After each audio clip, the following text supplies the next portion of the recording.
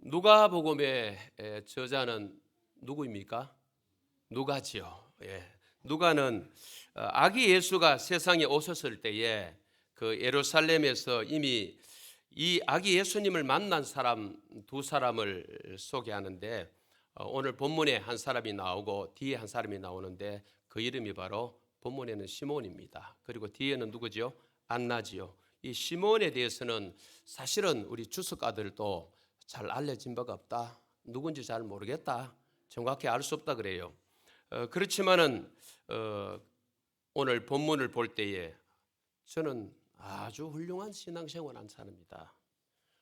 누구인지 그 신상에 대해서 성경은 많은 정보를 알려주고 있지 않지만은 오늘 본문을 볼 때에 참 훌륭한 신앙인이다.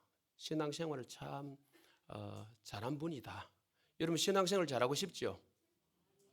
어떻게 하면 잘할 것 같아요?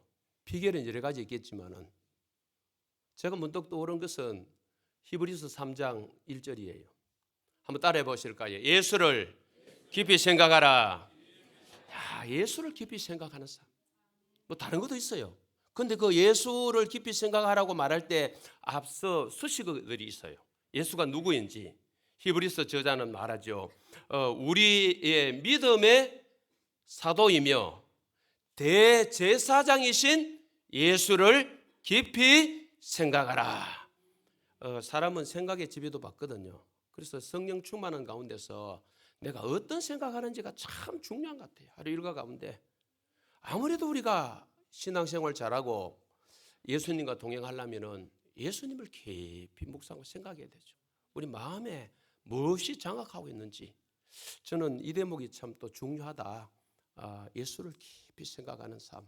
이런 속에서 우리 오늘 본문에 나타나는 이런 우리도 시몬처럼 신앙생활을 잘했으면 좋겠다. 본문은 이 메시아 예수님을 기다리던 시몬이 예수님을 만난 이야기입니다. 그래서 설교 제목을 시몬의 성탄이다 이렇게 잡아봤습니다. 그 시몬에 대해서 어떻게 묘사하고 있는지, 그가 어떻게 살았기에 아기 예수를 만났는지 이 본문에 고스란히 그대로 다 드러나 있습니다. 본문 이 순서대로 그냥 보겠습니다. 순서대로 첫째는 어렵고 그는 경건했다고 성경은 소개하고 있어요. 어렵고 경건했다. 25절에 보니까 예루살렘에 시몬이라 하는 사람이 있으니 이 사람은 의롭고 뭐하였습니까? 경건하여 그랬습니다. 어렵다는 말은 이 헬라 단어는 공정하다, 정직하다, 혹은 말씀에 순종한다는 이런 의미가 있어요. 율법에 충실했던 시몬의 외적 생활을 묘사하는데 히브리어 단어로 빌린다면은 구약 성경에 많이 소개되고 있는 체다크라는 단어일 수 있습니다. 또 뒤에 경건하다 그랬죠. 경건하다는 것은 신중하다, 뭐 조심성 있다, 또 신중하고 두려워한다는 이런 뜻인데 시몬의 내적인 성품이라고 할 수 있는 이 하나님을 경외하는 겸손한 마음을 소유했어요. 그래서 성경에서 보통 이제 어렵다 그리고 경건하다고 할 때는 하나님과 바른 관계예요. 한번 따라해 보실까요? 하나님과 바른 관계. 저는 신앙생활을 늘 관계라고 이야기했습니다. 신앙생활은 뭐냐? 관계인데 누구와 관계예요? 하나님과 관계. 또 누가 관계예요? 사람과의 관계. 이걸 뭐라 그럽니까? 하나님과 관계를 대신관계, 수직관계라고 합니다. 사람과 관계를 대인관계, 수평관계라고 합니다. 이걸 넘어서 또 관계를 보면은 대물관계, 대마관계. 대물이 뭡니까? 물질과의 관계. 물질은 인격체는 아니지만 대마관계, 마귀, 사탄과의 관계. 이 관계를 어떻게 하느냐? 그래서 하나님은 경배의 대상, 마귀는 뭐의 대상이에요? 대적의 대상인데 세상 사람들은 이걸 바꿔놓는 거예요. 하나님은 대적하고 마귀는 경배하고 있는 거야. 또 사람과 물질을 바꿔놨던 거 잘 아시죠? 사람은 사랑의 대상, 물질은 이용의 대상인데 요거 바뀌어졌어요. 사람을 사랑하지 않고 이용하고, 물질은 어떻게 해요? 사랑해요. 야, 이 교묘하게 바뀌어 사는 거예요, 우리가 지금. 다 그런 거 아닙니다. 그럴 때가 있다는 거예요, 저와 여러분이. 사람을 만나면은 어떻게 하면 이분을 사랑할까 하고 전제로 만나야 되는데 어떻게 하면 내가 이용해물까 이 마음 드는 자체가 하나님 주신 마음이 아니에요. 신앙생활은 관계예요. 이 본문에 나타나는 여기 시몬은 의롭고 사랑과 관계일 수 있습니다. 생활. 경건하여 하나님과 관계일 수 있습니다. 저는 이것을 두 가지 성이라고 합니다. 앞쪽에 의롭다, 도덕성. 경건하다, 영성. 굉장히 중요해요. 저도 이 단어를 많이 묵상하면서 합니다. 내게 정말 일거수일투족 속에서 도덕성이 흘러가고 있는지, 성경을 통하여 견고하게 구축된 그 도덕성, 성경입니다. 내 임의로 만든 도덕성 말고요.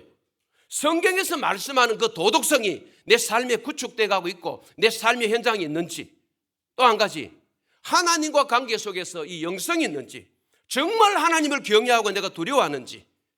눈에 보이지 않는 하나님이기 때문에 사람은 눈에 보이고 사람은 두려운데 사람은 겁나는데 하나님 눈에 보이지 않는다고 사람과는 비교할 수 없는 하나님이잖아요. 사람 죽이기도 살리기도 하시고 살리기도 하시는, 있기도 하시고 없기도 하시는, 이 땅에서 날려보내기도 하시고 머물기도 하시는 그 하나님이 계시는데 우리는 하나님 눈에 안 보인다고요. 별 두려움 없어요. 그래서 막 쏟아내요.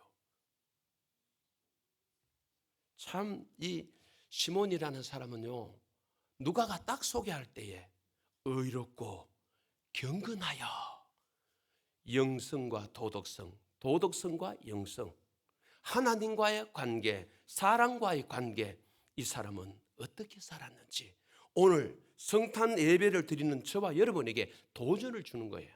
오늘 말씀 전하는 저에게, 말씀 받으시는 여러분들에게 정말 어려움과 경건함이 있으신지, 또 한 가지 다른 말로 도덕성과 영성은 어떻게 구축하고 계시고 가지고 계시는지. 우리가 교회 안에서만 도덕성 아니에요. 여러분들께서 운전하실 때, 세상의 직장 생활이나 사업상 여러 생활 속에서, 또 동네 생활 가운데, 가정 생활 가운데, 우리 사랑하는 친구들은 학교 생활 가운데서 내 도덕성이 어떻게 흘러가고 있는지. 이 교회당 안에 신앙생활 아니잖아요. 그건 너무 잘 아시는 말씀이 아닙니까? 마태복음 5장 13절 이하에서 세상의 소금이고 세상의 빛이라 그랬지, 뭐 교회 안에 소금이요, 교회 안에 빛이로 아니에요. 가정 안에 뭐 소금, 가정 안에 아니에요. 세상이라는 전제를 다셨어요. 그래서 한국 이 교회가 성탄절을 맞이했습니다마는 왜 다른 종교에 비해서 비호감도가 그렇게 높을까?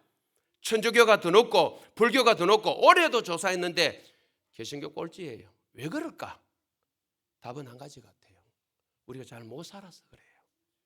목사로부터 여러분들이 잘 못 사셔서 그래요. 그 가운데 가장 앞선 책임자가 누굴까요? 교계 지도자들입니다. 목사들입니다. 어쩔 수 없습니다. 우리가 잘못 살아 그래요.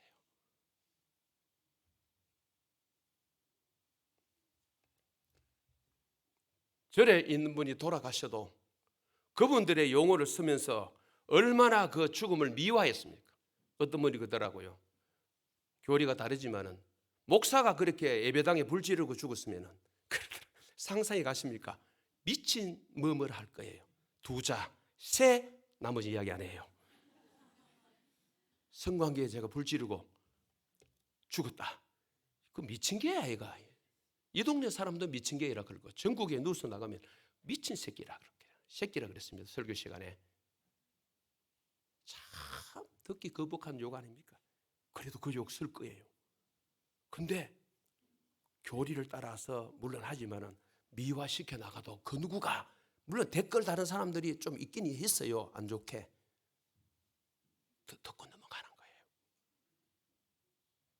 기독교라는 이 종교가, 개신교라는 종교가 얼마나 땅에 떨어져 있는지요. 우리는 경각심을 가지고 이 사실에 대해서 두려움을 가져야 돼요. 우리는 별 두려움이 없어요. 뭐 내가 이래도 욕들을 묻긴 말긴 예수가 욕들을, 우리가 잘못 살면요, 자식이 잘못 살면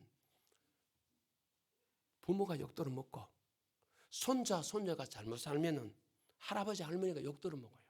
태코를 대요. 시골에는 누구 집 손이고, 손이 누구 집 손자고 할아버지, 할머니 욕들어 먹어요. 오늘 예수 믿는 저와 여러분이 목사가 잘못 살면은 예수님 욕들어 먹어요. 예수님은, 그래서 불신자들 가로 이름 부리게, 예수님은 참 좋은데, 하나님은 좋은데 예수쟁이 싫다, 교회 싫다, 이런 소리가 우리 귓전에 들려오고 있지 않습니까? 제가 너무 부정적인 이야기 했나요? 아니에요. 사실을 이야기하고 있는 거예요. 우리에게 시몬이 있었던 이 어려움과 경건함이 있는지 아직 기회를 주셨어요. 하나님 안 불러갔으니까, 그죠? 아직 우리 삶의 기회가 있기 때문에 여러분, 우리가 아직 가지지 못했다면 가지시고, 과거에 가졌는데 아직 지금 잃어버렸다면 잃어버린 걸 찾으시고, 이걸 우리는 회복이라 그럽니다. 회복해 나가야 됩니다. 아멘 하시기 바랍니다.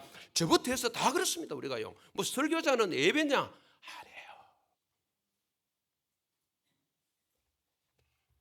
두 번째, 우리 시몬에 대해서 성령의 지시를 따랐다. 저 이거 너무 좋은 것 같아요. 성령의 지시를 따랐는데 25절 하반절에 성령이 그 위에 계시더라 그랬거든요. 성령의 지속적인 임재를 말합니다. 이 과거 진행형이라 그래요. 그래서 우리 국문 성경 가운데 다른 번역 성경을 제가 봤어요. 바른 성경, 성령께서 그 위에 임하여 계셨다. 표준 세 번역, 성령이 그 위에 임하여 계셨다. 공동번역도 그에게는 성령이 머물러 계셨는데, 다 계셨대. 시몬에게 성령이 지속적인 임재가 있었다는 거죠. 한번 왔다가 석 지나가는 거 아니에요. 스쳐 지나가는 것도 아니에요. 터치하고 지나가는 거 아니에요. 임재에 계신 거예요. 성령이 지속적으로 그 위에 계셨다는 의미인데, 성령과 동행하는 삶을 살았다는 거예요. 누가요? 시몬이. 예수님의 탄생 이야기에서 성령이 임하시면은 무슨 역할 합니까? 누가복음 1장에 이미 앞쪽입니다만 본문은 2장이니까요. 그 정인의 역할을 해요. 성령이 임재하니까요, 가만 못 있어요. 1장 15절에 요한이죠. 1장 35절에 마리아죠. 1장 41절에 엘리사벳이죠. 1장 67절에 사가랴죠. 이 사람들에게 성령이 임하니까 가장 먼저 입이 터져서 뭐 한 겁니까? 예수를 전한 거예요. 예수를 드러낸 거예요.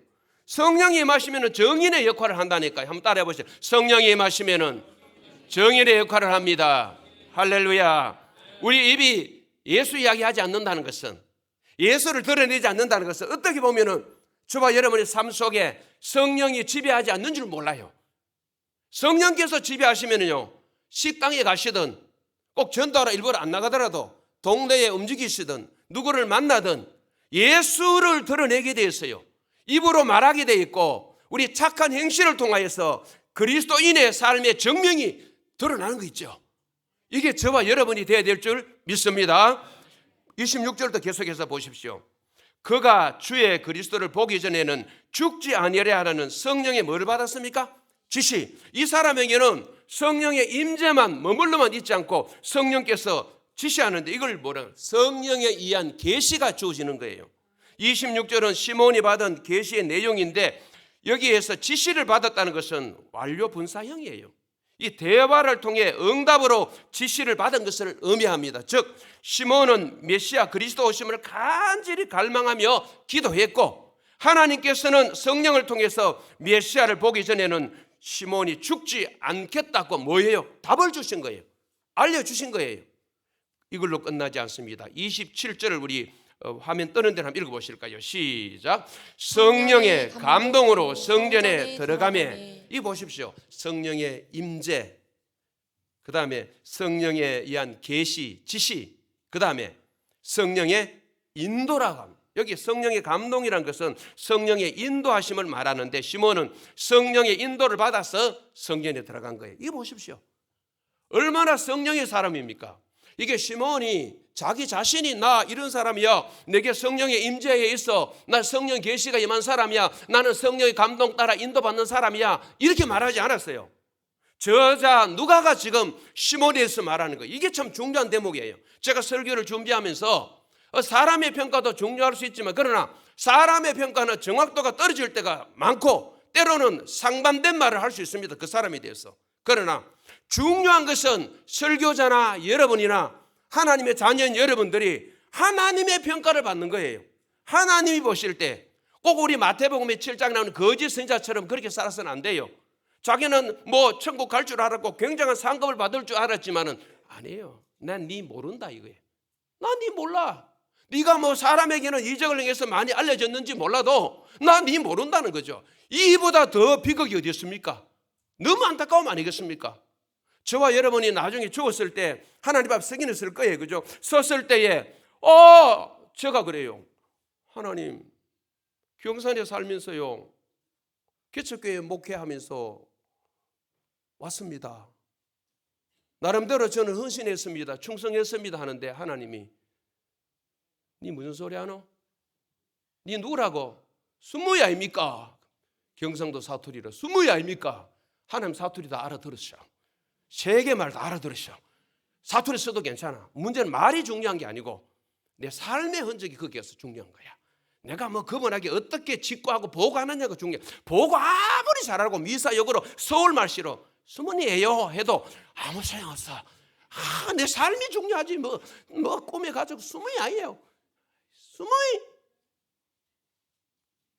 너예매에서 나오는 수문 앞 광장 저 이름 하나 나와요. 한문은 달라도 수문 앞 광장이 나오고 지명이에요. 그거는 인명이 아니에요. 나 모른대. 야, 제가 한 번씩 그 생각해 봅니다. 이제 죽을 때가 다 돼가니까 이제 너무 뭐 제가 뭐 이런 말을 너무 심하게 하는 게 아니고 한 번 죽으니까요. 제가 잘 아는 우리 권사님 한 번 2달 전에 통화했는데 우리 조영동에 살 때 우리 남편이 통장님이셨어. 잘 아는 가정 은혜를 교회에 나가는 권사님 10월 말경에 통화했어요. 근데 며칠 전에 돌아가셨다는 거예요. 빨래 놀다가 81 뭐 나이는 안 아깝다 할 수 있지만은요 콕 가신 거예요. 빨리 사람 발견했으면은 심폐소생을 하든지 뭐 119 불러실 텐데 성춘자 우리 권사님이라 제가 참 좋아했던 권사님. 연세야 80은 넘으셨지만은 그래도 호상이라 죽음 앞에 무슨 호상이라는 단어가 붙겠습니까만도 안 아프고 잘 돌아가셨다. 80 넘게 수하시다. 자녀들 사남매 잘 이렇게 잘 길러놓으시고 신앙생활 잘하고 그 사위가 대구에 모교에 가니까 거기 큰 교회 계시더라고요. 사위. 그래서 제가 권사님과 돌아와서 통화를 했는데 며칠 전에 가셨어요. 우리 옛날 조영동 식구들은 다 아실 거예요. 성춘자 권사님. 권사님 하나님 앞에 이제 다 판단 받으셨겠죠, 그죠? 이 땅의 삶에 대해서 언제 갈지 몰라요. 아무도 알 수 없어요.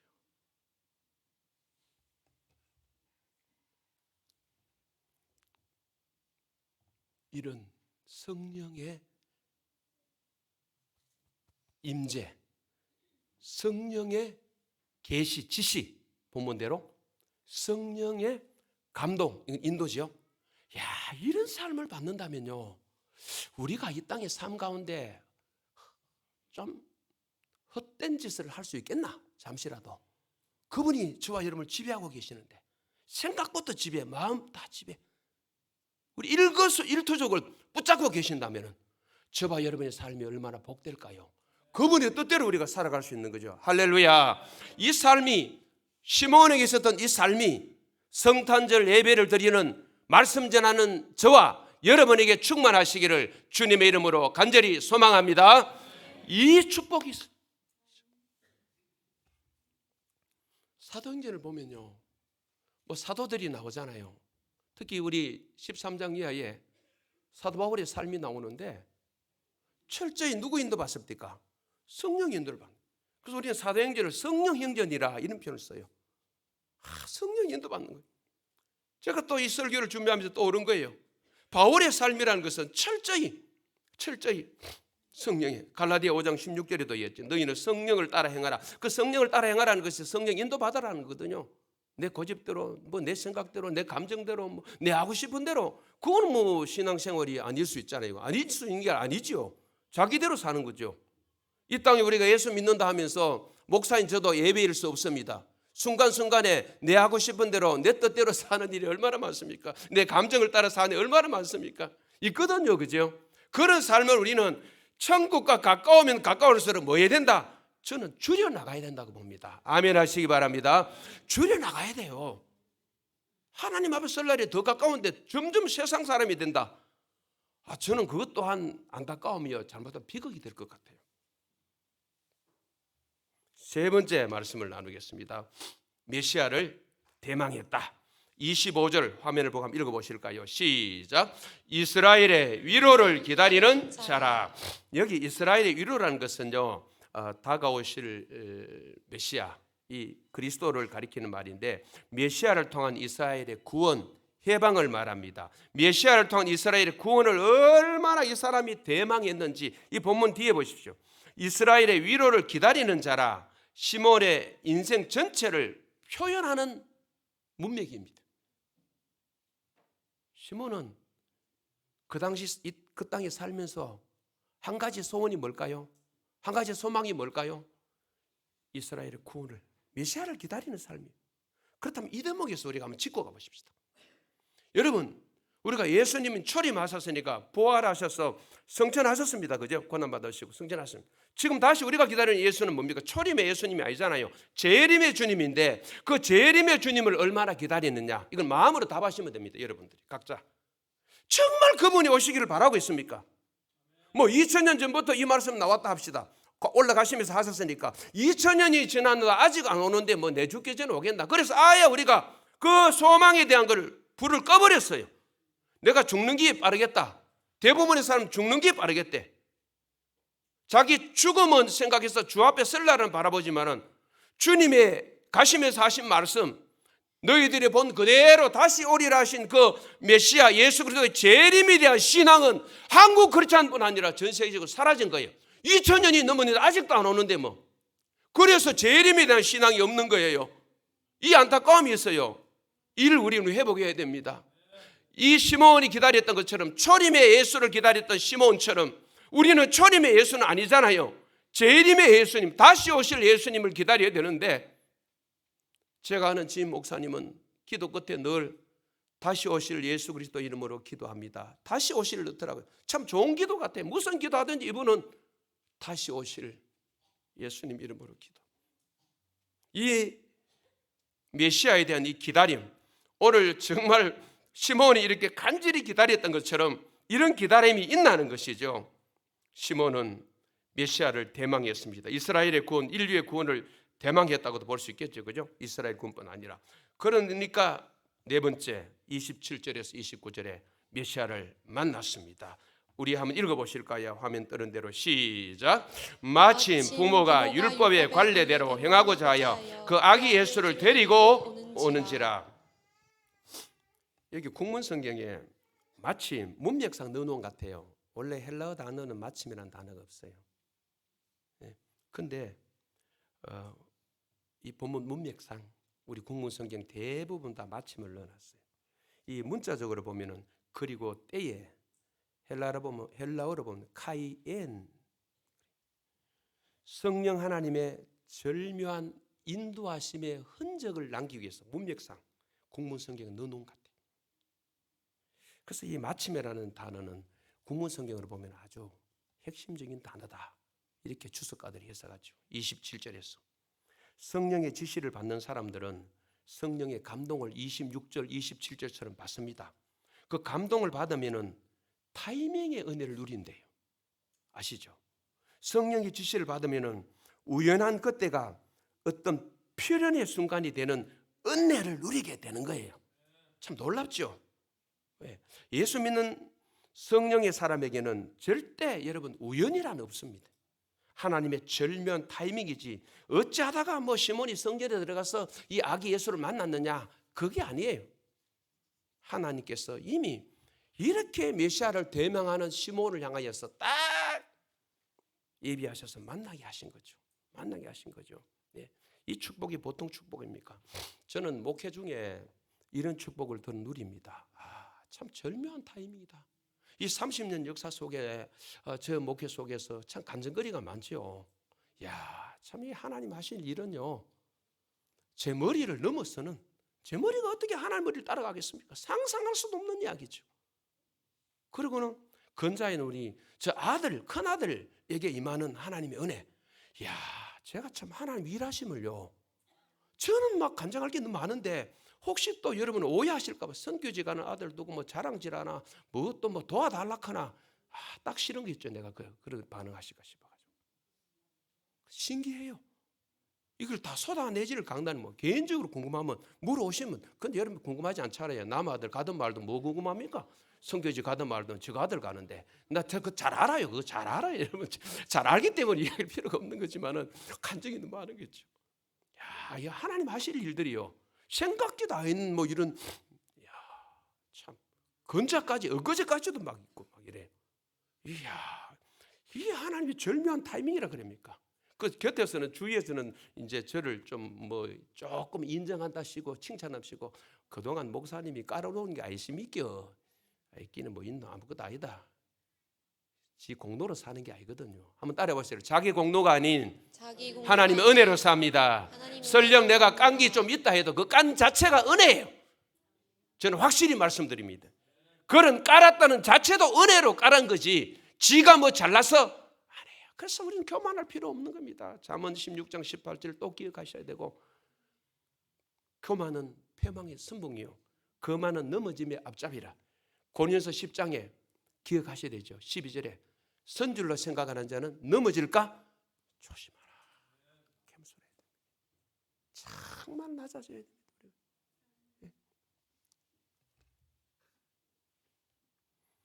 이런 대망하는, 또 대망했던 시몬에게 악이 않는 기쁨을 주신 거예요. 28절 한번 읽어보실까요? 시작. 시몬이 아기를 안고 하나님을 찬송하여 이르되, 29절은 안 읽겠습니다. 29절 표현은 이래요. 이제 죽어도 여한이 없습니다. 야, 이 사람의 가치관이 뭐죠? 이 사람의 소망이 뭐죠? 이제 죽어도 여한이 없습니다. 뭐 다른 쪽에 뭔가 소망과 가치관을 뒀다면 그것이 얻어져야 내 죽어도 여한이 없습니다. 뭐 자식들을 좀 이래 해줘야 되니까 이제 내 죽어도 여한, 땅 물려주고 뭐 물려주고 이제 여한이 없습니다. 이럴 수 있는데 시몬은 그게 아니에요. 우리가 말하는 세상적인 그 것들의 어떤 가치 부여를 하지 않았어요. 그런 것들이 아니에요. 오로지 메시아를 대명하다가 그 메시아 아기 예수를 만난 뒤에는 뭐 이제 죽어도 여한이 없습니다 하는 구절이 본문의 29절이라니까. 이제 뭐 죽어도 괜찮습니다. 나 뭐 이제 아무도 억울하지 않습니다. 왜? 아기 예수를, 그렇게 소망했던 예수를 성령의 임재, 성령의 지시 인도를 따라서 만났기 때문에 그래요. 그분 만나고 나니까 더 이상 내가 이 땅에 이제 죽어도 여한이 없습니다. 다른 소망 없습니다. 이 표현한 거죠. 마지막으로 하나만 나누고 마치겠습니다. 5번째, 메시아가 어떤 분인지 얼마나 정확하게 알았는지요. 이거 요 대목은 짧게 하고 마치겠습니다. 여러분 참, 야, 이 시몬이 고백한 이 예수에 대한 이야기요, 이렇게 정확할 수 있나? 성령의 사람 맞다. 보십시오. 4가지. 30절에 인류의 구원자이시다. 30절 내가 읽어보겠습니다. 내 눈이 주의 구원을 뭐했으니 보았사오니. 내 눈이 주의 구원을 보았사오니. 시몬은 아기 예수님에 대해서 주의 구원을 보았다 그래. 이 주의 구원이라는 것은 예수 그리스도로 말미암아 성취될 구원을 말하죠. 성취될 구원을 말하죠. 그렇죠? 예, 좀 넘어갑니다. 그 다음에 좀 넘어가서 우리 31절을 보십시오. 31절을 우리 한번 읽어보실까요? 화면이 떠나요. 시작.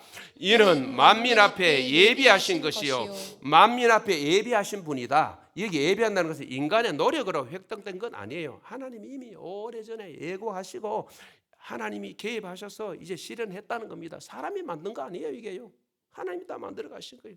그 이야기합니다. 예수님은 하나님께서 오래전부터 준비 예비하신 분이며 선지자를 통해서 얼마나 많이 말씀하셨습니까? 구약 성경 전체가 바로 예수를 증거하고 있지 않습니까? 여기 만민이라는 단어가 참 중요합니다. 이스라엘만 위해 예비하신 분 아니에요. 처음부터 만민을 위한 구원이었다는 거예요. 만민이라는 건 32절에 보시면은 이방인들과 이스라엘 둘 다를 포함하는 거예요. 굉장한 말씀이에요. 시몬 입에서 터져나온 이 내용이에요. 그 당시 우리 이스라엘 백성들이 오직 이스라엘이잖아요. 오직 이스라엘.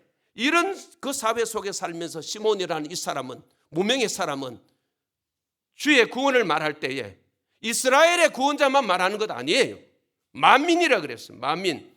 이사야 52장 10절에 여호와께서 열방의 목전에서 그의 거룩한 땅을 나타내셨으므로 땅 끝까지 모두 우리 하나님의 구원을 보았도다. 땅 끝까지 모두 하나님의 구원을 보았도다. 그렇죠.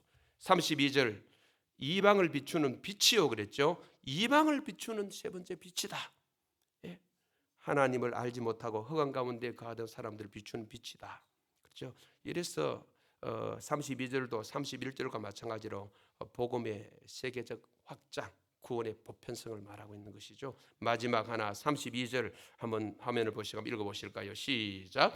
주의 백성 이스라엘의 영광이니이다 하니. 주의 백성 이스라엘의 영광이다.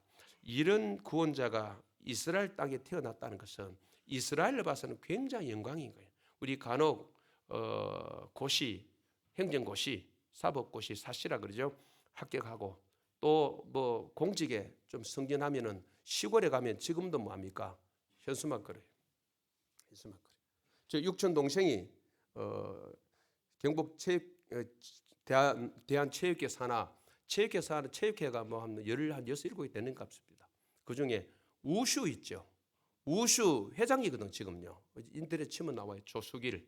저 육촌 동생인데 운동을 아주 잘했어요. 네, 우슈 회장인데 이 친구 우리 육촌 동생이 우슈 회장 되고 난 뒤에 면에 막 동네 막 걸리고 아무 대한 우슈 협회장 그 인기 없는 종목이지만은요 그래도요 대한체육회 산하의 10몇 개 단체 가운데 회장이라는 것은 굉장하답니다. 이게 굉장하대. 또 연임할 수 있어요. 5년인가 또 연임할 수 있어요. 연임할 수 있어요. 그러니까 그 막 현수막 우리 동네에 다 붙여. 예수님이 이스라엘 땅에 태어나셨다는 자체가 이스라엘 자체만으로도 영광이에요. 인류를 구원할 구주가 이 땅에 나셨다. 그런 차원에서도 영광이고 그 구원이 이스라엘만 미치는 것이고 전 세계에 미친다는 그것만해도 뭡니까? 영광이라는 것이죠. 뒤에 말씀은 여러분들이 한번 읽어보십시오. 그 부모가 하고 33절 뒤에 읽어보시면 될 것 같습니다. 말씀을 정리합니다. 여러분 무명의 사람에 가까운 시몬의 성탄 이 신앙생활입니다. 얼마나 복되게 했는지요. 성탄절을 보내는 저와 여러분에게도 시몬에게 있었던 이 의롭고 경건함, 도덕성과 영성이 살아있었으면 좋겠다. 그 다음에 성령의 지시, 임재, 지시, 인도 얼마나 좋습니까? 한마디로 성령의 사람이다. 그렇죠. 그래서 우리가 사랑방을 하시든 뭐 교제를 하시든 육의 사람으로 너무 메말라 있으면 안 좋을 것 같아요. 그 입에서 탁 튀어나오는 게요. 이분은 느낌이 달라. 의도적으로 뭐 미사여구를 쓰고 이게 아니고요. 대화 속에 딱 속에서 나오는 거 보면 알잖아요. 이 성령이 얼마나 지배를 받고 이분이 성령 충만한 사람인지. 그죠? 저는 좀 우리 성도님들이 이제 그런 분이 많이 계시지만은 이런 분이 더 많았으면 좋겠습니다. 할렐루야. 그 다음에 메시아를 대망했다. 한 가지 소망 아닙니까? 그 소망이 이루어졌을 때 아기 예수를 안고 난 뒤에는 이제 죽어도 여한이 없다. 그리고 이 메시아에 대해서 정확하게 알고 있는 사람이에요. 4가지로. 이런 사람이 바로 시몬이다. 이 시몬의 복되고 아름다운 이 모습, 이 신앙생활, 이 성탄이 저와 여러분에게도 있기를 간절히 소망합니다.